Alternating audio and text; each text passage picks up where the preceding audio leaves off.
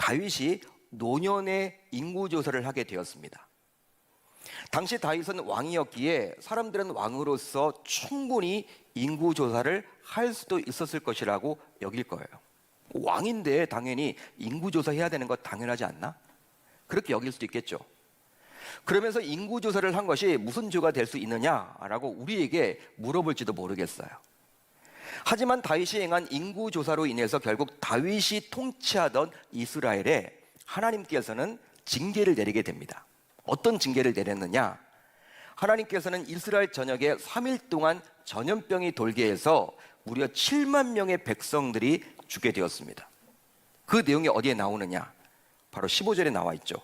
이에 여호와께서 그 아침부터 정하신 때까지 전염병을 이스라엘에게 내리시니 단에서부터 부엘세바까지 백성의 죽은 자가 7만 명이라.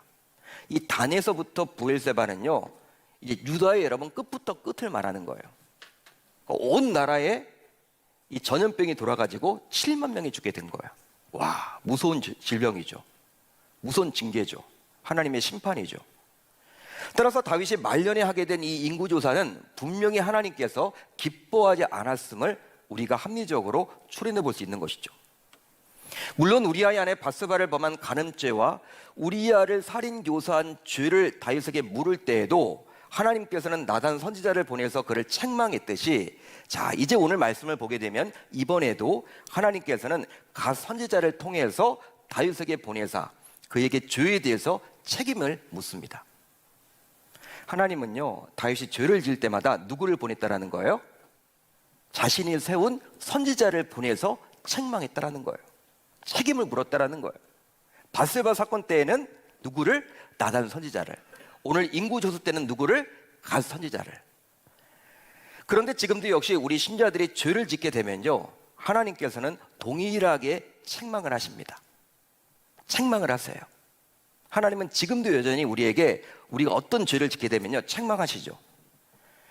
그런데 바로 하나님께서 세우신 목회자를 통해서 선포된 말씀, 그 말씀을 통해서 책망하는 경우가 참 많습니다. 그러기에 우리 신자들은 솜사탕처럼 듣기에 달콤한 설교만을 들으려서는 결코 안 되는 거예요. 어떨 때는요, 목사님 설교를 듣다 보면요, 막 찔림이 있죠. 막 듣기 거북하죠. 아, 꼭 내 얘기하는 것처럼 돼. 목사님은 어떻게 나를 지금 공격하려고 이 설교를 하는 거야? 이렇게 여러분 생각할지도 모르겠지만 그렇게 생각하시지 말고요, 오히려 책망하고픈 하나님의 마음이 담겼다고 보시고 쉽지 않지만 저와 여러분들 모두 이 말씀을 소화하려고 몸부림쳐야 하는 거예요. 여러분, 어떻게 목회자가 한 사람을 노리고 여러분 그렇게 공격합니까? 그건 아니죠. 기도하는 가운데 말씀을 여러분 이렇게 전하다 보면 자기에게 여러분 와닿는 것처럼 느껴질 때가 있단 말이에요. 그러면 여러분 받아들이면 되는 거예요. 아, 하나님께서 오늘 나에게 주신 메시지구나.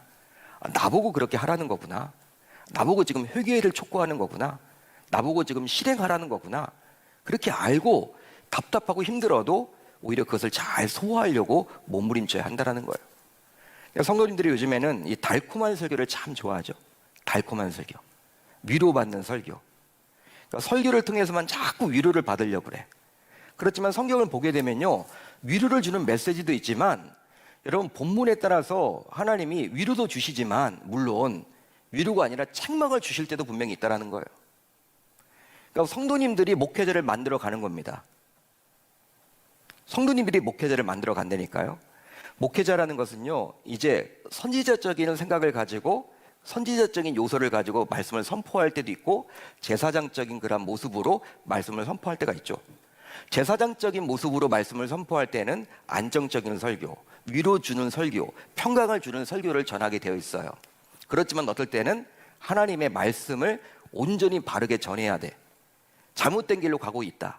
그럴 때는요, 하나님께서는 목회자를 통해서 선지자적으로 책망하는 설교를 주실 때도 있다는 것입니다. 그러니까 저와 여러분들 모두 이 달콤한 설교에만 익숙해져서는 안 된다는 거예요. 자, 그런데요, 제가 앞에서 다윗이 우리아의 아내 바세바를 범하고 우리아를 죽이도록 교사한 죄에 대해서 역대기는 언급하지 않았다고 말씀드렸는데요, 하지만 오늘 우리가 살펴보고 있는 다윗의 인구조사에 대해서는 역대상 21장에 기록이 되어 있다는 거예요. 여러분, 그 죄에 대해서는 기록하고 있지 않은데 이번 죄에 대해서는 기록하고 있다는 거예요. 따라서 역대기 역시 단순히 다윗을 이상적으로 그리기 위한 목적에서 기록한 것이 아님을 알 수가 있는 것이죠. 뭐 용비어천가처럼 다윗을 이렇게 막 띄우기 위해서 기록된 말씀이 아니라는 거예요. 역대기 역시 여러분 하나님의 말씀이죠. 하나님의 주인공입니다. 하나님이 드러내줘야 하는 거예요. 다윗이 여러분들 이렇게 추앙받는 설교가 되어서는 안 된다는 것이죠. 그런 말씀이 되어서는 안 된다는 것이죠. 왜? 오늘 말씀이 나와 있기 때문에. 책망하는 이 내용이 고스란히 담겨져 있기 때문에. 그리고 오히려 다윗이 이제 노년에 넘어졌음을 통해서 우리와 같은 성정을 가진 자임을 분명히 저와 여러분들에게 말해줍니다. 그러면서 다윗을 반면교사로 삼아서 신자인 저와 여러분들 역시 나이가 높아지면서 넘어지지 않도록 우리 주님께서 신신당부를 해주고 있는 것이죠. 나이가 점점 높아질수록, 많아질수록 넘어져서는 안 된다. 젊을 때 넘어지면요 또 일어나면 돼. 그렇지만 노년에 넘어지게 되면요 이제 끝나는 거야. 끝나는 거야. 기회가 여러분 그렇게 많지 않습니다. 그걸 지금 말해주고 있는 거예요. 자, 그렇다면 이제 오늘 말씀의 배경인 다윗의 인구조사는 언제 시행되었을까요? 성경은 언제라고 정확하게 말하고 있지 않죠? 그렇기 때문에 정확한 때를 규정하기가 참 어렵습니다. 이게 언제 벌어진 일이냐, 다윗이 언제 행했느냐. 하지만 성경학자들에 따르면 다윗은 아마도 이 인구조사를 통해서 자신의 국가 체계를 재조직하여 왕권을 강화하고 그렇게 함으로 자신의 후계자가 이스라엘을 통치하는 데 어려움이 없도록 준비코자 했을 것이라고 여길 수도 있어요. 그 말이 맞는 것 같아요. 성경을 읽어보면, 앞뒤 문맥을 읽어보면, 그러니까 사무엘상부터 열왕기 상하 그리고 역대기 상하까지 쭉 읽어보면요 그 성경학자들의 말이 맞는 것 같습니다. 따라서 다윗의 인생이 있어서 그의 통치 말년에 이 인구조사가 일어났다라고 우리가 보셔야만 하는 것이죠. 거의 말년에 왕노릇을 오랫동안 한 이후에. 자, 그런데요 이제 오늘 말씀 1절을 보세요. 1절을 보시면 이야기가 참 난해하다고 보여지는데요, 우리 1절을 같이 한번 읽어봅니다. 시작. 여호와께서 다시 이스라엘을 향하여 진노하사 그들을 치시려고 다윗을 격동시키사 가서 이스라엘과 유다의 인구를 조사하라 하신지라. 자, 이 구절을 문자적으로 보게 되면 마치 하나님께서 격동시켜 놓고 죄를 다윗에게 뒤집어 씌운 것처럼 보여져요. 하나님이 다 여러분 이렇게 저질러 놓고 이 다윗에게 죄를 뒤집어 씌우는 것처럼 느껴져요. 1절만을 딱 보면. 따라서 하나님께서 시켜서 다윗이 마지못해서 인구조사를 한 것으로 오해할 수도 있습니다. 1절을 잘못 보시면. 하지만 그렇게 되면 모든 죄의 원인이 하나님께 있다고 생각할 수 있기에 이것은 지극히 잘못이죠. 이것은 지극히 잘못입니다. 그러기 이 구절은 수사적 표현입니다. 여러분들이 이 1절을 읽으실 때는요 수사적 표현이에요. 수사적 표현으로서 하나님께서 그것을 어떻게 하셨다? 허용하셨다. 허용하신 것이다. 그렇게 보셔야만 하는 거예요. 쉽게 말하면 이미 어느 순간 다윗의 마음에는 자고한 마음이 생기게 된 것입니다. 이런 다윗을 높아지고 싶은 마음을 모를 리가 없었던 하나님께서 그런 다윗을 그대로 놔두신 것이죠. 그냥 지켜보고 있는 거예요. 하나님께서 붙잡고 있지 않고 그냥 놔둬버린 거예요. 그래, 네가 한번 네 생각대로 한번 해봐라. 그런 식이겠죠. 따라서 이 구절은 하나님께서 주체가 되어서 이 사건을 주도했다는 것이 결코 아닙니다. 이 인구조사를 하나님께서 행한 것이 아니에요. 다윗이 마음대로 한 거예요, 그냥. 자, 그런데요, 이런 자고한 마음은, 이 교만한 마음은 바로 다윗 스스로 갖게 된 것이 아니라 바로 사탄의 역사임을 우리는 모두 놓쳐서는 결코 아니 됩니다. 어떻게 그렇게 알 수 있느냐? 바로 역대상 21장, 병행구절이라고 말했던 역대상 21장에서 다음과 같이 기록해주고 있기 때문이죠. 사탄이 일어나 이스라엘을 대적하고 다윗을 충동하여 이스라엘을 계수하게 하니라. 사탄의 역사였다라는 거예요. 다윗의 인구조사는 사탄에게 넘어진 거예요. 이처럼 한 국가에서 인구조사 그 자체는 결코 죄가 될 수 없죠. 여러분, 그거 자체는 죄가 될 수 없습니다. 인구조사 그 자체는. 하지만 다윗이 자신의 말년에 인구조사를 한 이면에는 자신이 처음 왕으로 세워졌을 때보다 말년인 지금 이스라엘이 얼마나 부국강병이 되었는지 그것을 드러내고픈 그 마음이 거기서 강했다라는 거예요. 그러니까 자신이 여러분들 잘해가지고 왕 노릇을 내가 잘해가지고 내가 처음 왕이 되었을 때보다도 이렇게 인구가 많아지고 세수가 많이 거치고 이것을 자랑하고픈 마음이 그 안에 가득 차 있었다라는 거예요. 한마디로 다윗 동안 왕위에 오른 지 상당한 시간이 지나자 이제 이스라엘의 영토가 확장되었고 재정적으로 풍성한 것을 보면서 어느 순간 자신의 공로라고 여기고 싶어졌습니다. 나 때문에 그렇게 된 거지. 나 때문에 그렇게 이 나라가 잘 먹고 잘 살게 된 거지. 나 때문에 블레셋도 물리친 거지. 나 때문에 세수가 증가했지. 자기를 드러내고 싶은 거예요. 자신의 공로. 하지만 다윗이 물론 최선을 다해서 왕 노릇을 했습니다. 최선을 다했죠. 그렇지만 다윗을 왕으로 세우신 분은 누구예요? 분명히 여호와 하나님이시기에 다윗을 사용해서 이스라엘에 잘 되도록 해주셨기에 다윗이 자신의 공로를 마음에 품어서는 결단코 아니 되었다라는 거예요. 하나님이 해주신 거죠. 이 다윗이 여러분 혼자 잘나서 그렇게 된 게 아니잖아요. 하나님이 해주신 거죠. 왕으로 세운 자도 하나님이시고 전쟁에 나가서 승리하도록 한 것도 누구다?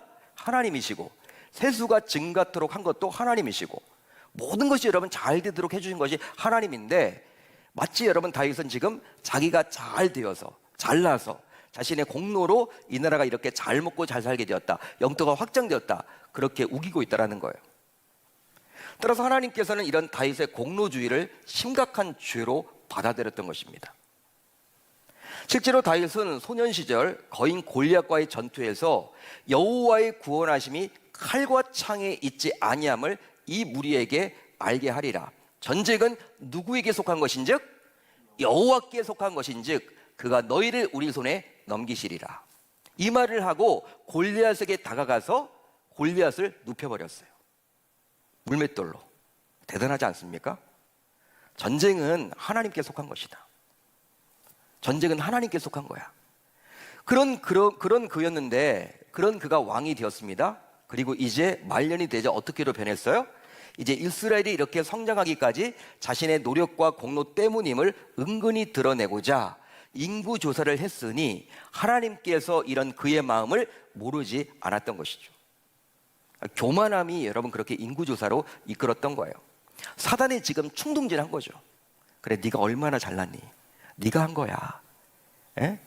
너 진짜 정직하게 그래도 성실하게 잠도 안 자면서 왕노릇 했잖아. 전쟁터에 나가서 다 네가 나가서 싸운 거 아니야? 네 리더십이 그렇게 한 거 아니야? 네 통치가 그렇게 잘 먹힌 거 아니야? 네가 한 거야, 네가 한 거야. 사단이 여러분 그렇게 펌프질을 한 거예요. 다윗은 여러분 거기에 지금 속아 넘어간 거죠. 마치 자신의 모든 것들을 다 한 것처럼. 그래서 인구조사까지 하게 된 거예요. 즉 자기를 내세우고 싶고 자기를 자랑하고 싶고 자신의 공로를 누군가가 알아주면 좋겠다라는 마음을 갖게 된 것이죠. 따라서 어릴 적에 또 청년 시절, 즉 소시적에 받았던 은혜가 장년 그리고 노년까지 저절로 유지되는 것은 결단코 아닙니다. 결단코 아니에요. 우리가 이렇게 코로나를 거치면서 참 안타까운 점은 무엇이냐면 어른들을 보면 너무나 안타까워요. 그렇게 신앙이 좋았던 어른들이 교회도 못 나오고 있어. 교회를 못 나오다 보니까 이제 여러분 헷갈려졌어 막. 예? 그렇게 좋았던 어른들이 예수님도 여러분 헷갈려 막 치매기가 있으시고 예? 움직이질 못하다 보니까 다 기력이 떨어져가지고 여러분 진짜 이제 막 문제가 되는 거예요. 이게 너무나 아쉬운 거예요. 너무나 힘들죠. 예전에 여러분 우리가 은혜 받았다는 거 그땐 여러분 참 좋은 일이지만 그게 여러분 평생 그걸로 우리가 울고 먹어서는 안 되는 거예요. 항상 우리는 매일매일 은혜를 우리가 항상 갖도록 노력을 해야 합니다. 바로 다윗도 소년 시절의 영성 그리고 사울에게 쫓겨서 광야에서 보냈던 그 영성이 시간이 흘러가면서 어느 순간 변질됨을 통해서 우리가 깨닫게 되는 것이죠.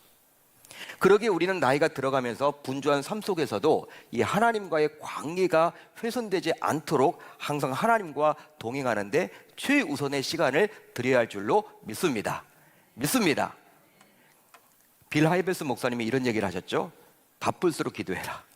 바빠서 기도합니다. 여러분 말이 안 되는 것처럼 보여지죠? 근데 바빠서 기도하는 거예요. 시간이 여러분 많이 남다고 기도합니까? 그거 아니거든요. 여러분 시간이 남으면 봉사하나요? 교회에서? 그거 아닙니다. 자신의 상황이 주어질 때 하는 거예요. 지금 하셔야 돼. 지금 말씀도 읽으셔야 되고 고3 때 여러분 은혜 받아야 돼. 고3 때 대학 가서 은혜 받는다? 그때 가도 여러분 또 못 받아요. 다른 환경에 여러분 또 노출돼. 그때 가면요 뭐 여자친구 남자친구 만나러 다녀. 그건 안 돼. 그때 가도 또 공부해야 돼. 그러니까 고3 때 여러분 은혜 받는 거예요. 예? 여러분 취준생들이 은혜 받는 거예요.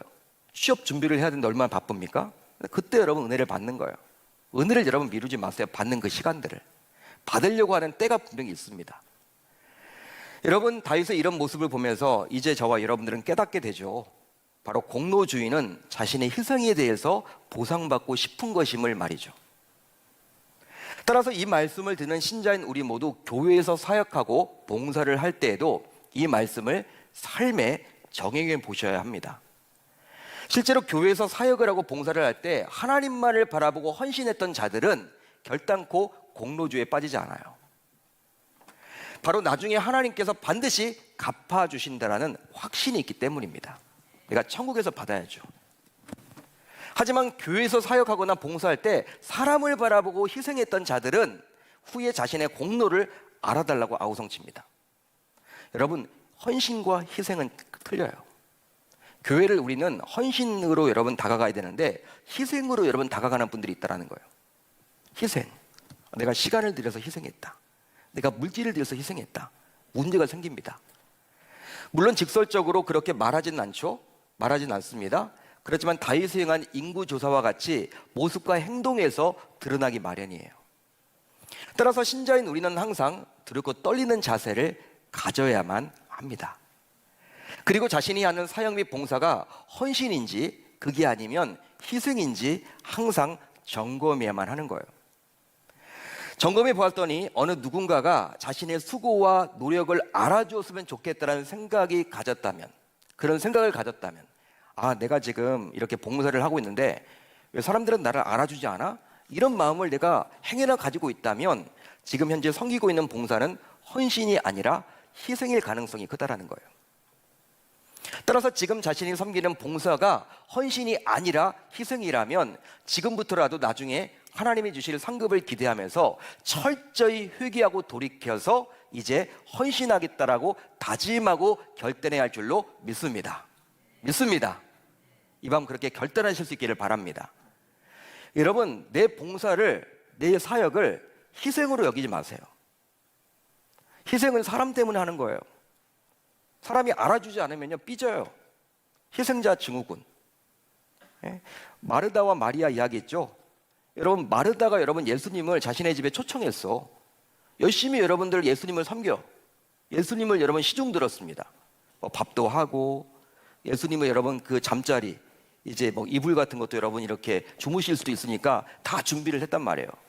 밥도 여러분들 13인분 준비를 해야 되겠죠. 제자들까지. 여러분 얼마나 힘듭니까? 희생자 증후군에 빠지니까 자기가 여러분 초청해 놓고 나중에 화를 내. 막 동생에게. 동생이 자기 돕지 않는다고. 그게 바로 희생이에요, 희생. 헌신 아닙니다, 여러분. 마리아는 그 당시에 헌신했던 게 아니에요. 희생했던 것이지. 희생과 헌신은 분명히 다르다는 거예요. 근데 저와 여러분들 모두 우리가 헌신을 하셔야 되는데 자칫 잘못하면 희생으로 우리가 끝나버린다면 우리가 공로주의에 물릴 수밖에 없는 거예요. 내가 이렇게 섬겼는데 왜 나를 이렇게 알아주지 않아? 이건 여러분 헌신했던 게 아니죠. 하늘 상급을 바라보고 했던 것이 아니라 사람들에게 여러분 인정받으려고 했던 거예요. 그것밖에 안 됩니다. 그렇지만 오늘 말씀은 분명히 이야기를 해주고 있죠. 희생이 아니라 헌신을 해야 한다는 것.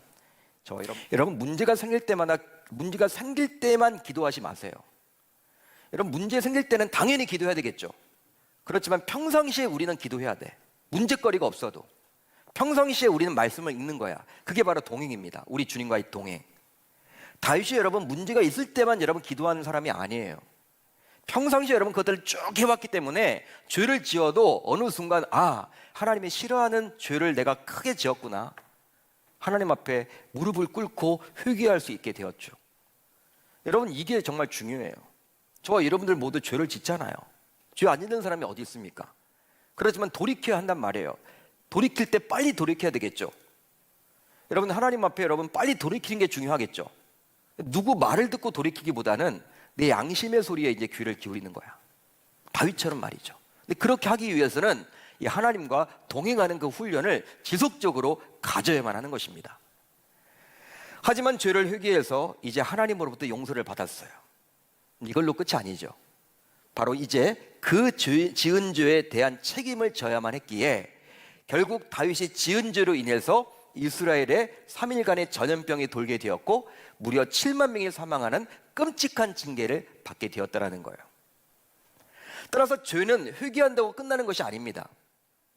여러분, 회개한다고 끝나는 것이 아니라 너무나도 많은 대가를 지불해야만 하기에 저와 여러분들 모두 되도록 죄와 상관없이 살아가야 할 줄로 믿습니다.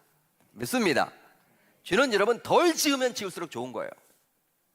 여러분, 어떤 분들은요, 죄를 여러분 그냥 회개하면 내가 용서받으니까 계속 여러분 죄를 짓는 분들이 있어. 반복해서. 악한 거죠, 여러분. 죄는 여러분 회개를 여러분 하나님께 받지만 그 책임을 또 져야 되는 거예요. 그 대가를 우리가 분명히 치러야 합니다. 그게 여러분 커요. 여러분, 다윗이 인구조사했다고 하나님 앞에 회개해서 여러분 용서를 받았어. 그렇지만 7만 명이 죽어야만 했잖아. 그 책임은 누가 져야 합니까? 여러분, 백성들의 원성을 누가 들어야 돼? 다윗이 지을 수밖에 없는 거예요. 7만 명 죽은 그 가족들이 가만히 있겠습니까? 다윗에게 여러분 스트라이크는 하지 못해도 그 원망이 여러분 다윗에게 여러분 가 있지 않을까요? 총책임자인데? 그걸 여러분 다윗이 그걸 안고 살아가야 하는 거예요. 이제 말씀을 정리하겠습니다. 다윗은 노년의 자구에서 왕으로서 오직 자신의 명성을 남기려고 했어요. 자신의 이름을 남기려고 했어요. 즉 인생의 끝에 왕으로서 자신의 명성, 자신의 수고, 자신의 노력, 자신의 공로를 남기려 했습니다. 그것이 바로 인구조사로 드러났죠. 하지만 하나님은 그런 그를 결코 용서하지 않으셨어요. 바로 그것은 하나님이 원하지 않는 일종의 교만이란 죄이기 때문입니다. 교만하기 때문에 인구조사를 하게 된 거예요. 교만하기 때문에 밧세바와 간음을 맺은 거야. 여러분, 교만하니까 내가 왕인데 뭐 어때? 충복, 내 신하, 와이프 내가 건드려도 된다. 여러분, 이런 논리 아닙니까? 교만하기 때문에 벌어지는 거야.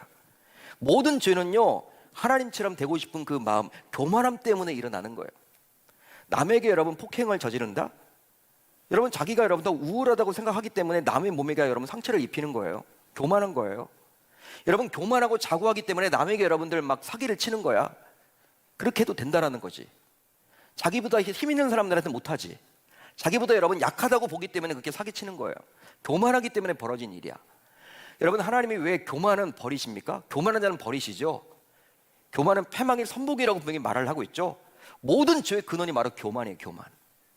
교만했기 때문에 선악과를 따먹은 거예요. 교만했기 때문에.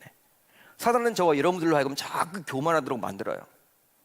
다윗도 여러분 어느 순간 그렇게 광야 생활을 거치고 소년 다윗이었을 때 그렇게 여러분 영성가였던 그가 왕 노릇을 오래 하다 보니까 교만한 마음이 들어서 우리아나 밧세바도 범하게 되었고, 그걸 감추고자 여러분 살인 교사까지도 하게 되었고, 또 인구 조사까지도 하게 되었다라는 사실입니다.